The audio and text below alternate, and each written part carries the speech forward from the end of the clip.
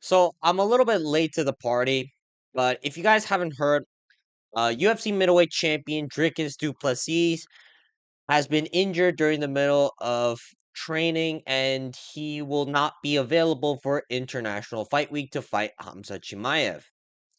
I'm really bummed out about this because this was one of the potential super fights that we were going to get for International Fight Week. And before I talk about if International Fight Week is screwed or not, I want to bring your attention to something Hamza Chimaev posted in response to this news. Because Hamza Chimaev, I don't know if he was really thinking about his situation when he said this. This guy Biggie's bullshit. I don't think Chimaev has the right to say that. Like, look at Chimaev's uh last few fights over here. He got a canceled bout with Robert Whitaker because he got sick like a week before. Fair enough, the Paulo Costa fight, it was Costa that pulled out. But Nate Diaz, the fight was canceled because Chimaev missed weight to fight Nate Diaz. Like, what are we doing here? And look at DDP on the other hand. He fought Sean Strickland. He fought Israel Adesanya. He fought Sean Strickland once more. He fought Robert Whitaker. He fought Derek Brunson, and then he fought Darren Till. Like DDP has double the number of fights that Chimaev has had over the last 3 years, and Chimaev has had an extensive history of pulling out of fights. So I don't want to hear from Hamza Chimaev when it comes to someone being bullshit for pulling out of a fight, because half the time we're expecting Chimaev to be the one to do so.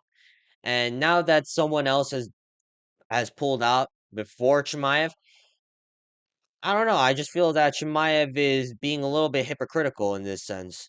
But regardless of that, I want to break down the potential matchup for Hamza Chimaev and International Fight Week because Kyle Barallo of the Fighting Nerds has called out Hamza Chimaev. He's been doing a lot of work on social media, and he came out with this statement a few days ago, or at least a few hours ago. Hamza said yes. The only thing that makes sense is the interim belt. This fight is going to be bigger than him versus Dricus. Mark my words. Now, a lot of people might be arguing for Nasruddin Imavov, but I'm going to be honest. I don't think Nasruddin Imavov has expressed any desire to fight Hamza Chimaev for the interim belt. It's very frustrating because Nasruddin Imavov never uses his social media for shit. All he does is just post training videos in French, as if anybody is actually going to understand him outside of the French audience. Again, like we can just argue about how Mavov deserves the fight over Brawlo, but at the same time, who's the one out of the two that's expressing any willingness to fight someone? Kyle Brawlo has been all over social media trying to get fights booked. He called out Hamza Chimaev. He called out Nasruddin Mavov. He called out Anthony Hernandez. Like Brawlo wants to fight. So we give by default for the interim title shot, like the guy who actually wants to fight. Like if Mavov's complaining right after this fight is booked, too bad. You had your chance. You could have just talked about how you just knocked out Israel Adesanya, and then you could have made your claim for a title shot. But unfortunately, you didn't. And now Kyle Barallo is going to get the title shot, which I don't mind because I prefer Kyle Barallo over Nasruddin Mavov. Like, don't get me wrong, Nasruddin Mavov is very good, but Kyle Barallo is a lot more exciting. And plus, Kyle Barallo, he is part of the Fighting Nerds. Like, who doesn't want to see uh Fighting Nerd take on Hamza Chimaev? Because it's not Rickus Duplessis versus Hamza Chimaev, but it's pretty close in terms of hype. All right.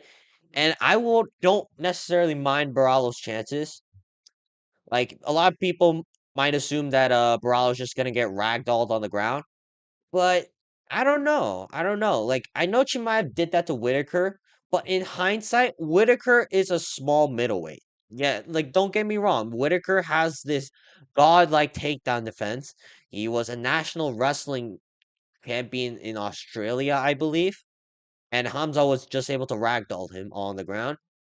But in hindsight, Robert Whitaker is small for middleweight, whereas Barallo, he's more in his prime, and he's a lot bigger than Whitaker, at least. I'd say roughly a similar frame to Hamza Chimaev.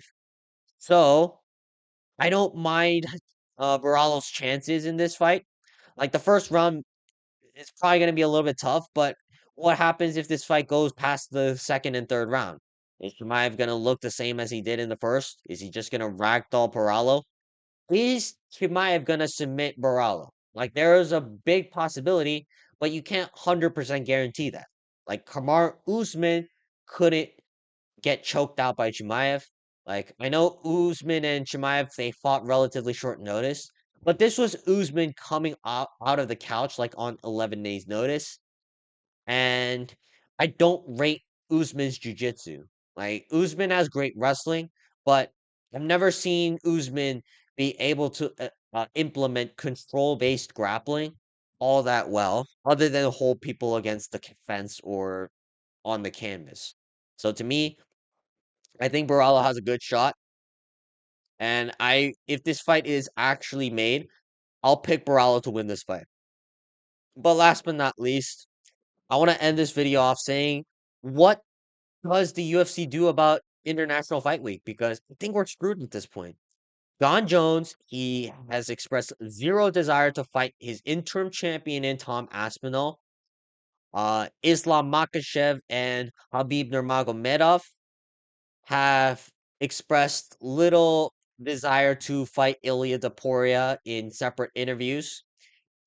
And now Dricus du Plessis just got injured and will not be able to make a turnaround for International Fight Week. I don't know what the UFC does with International Fight Week, and it's really concerning because we should have had a main event announced by now. It's like 8 weeks left before the event. I don't know what the UFC is thinking right now, but